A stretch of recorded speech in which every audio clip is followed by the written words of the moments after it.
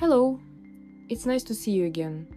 Today I'll be doing some cleaning in the bathroom, and I decided to take care of the shower cabin from the inside. This is the place where water stains and soap residue usually remain, so it needs regular attention.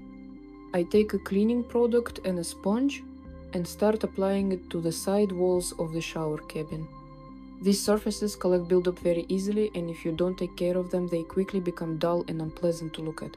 That's why I carefully go over every part, making sure not to miss any spots.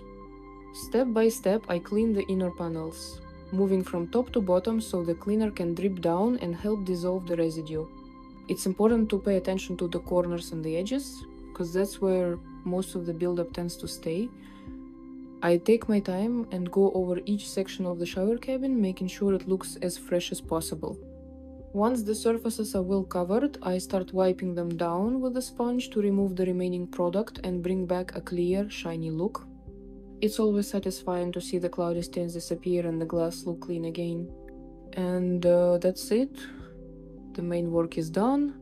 The inside of the shower cabin looks much cleaner now, and it's a nice space to be in again.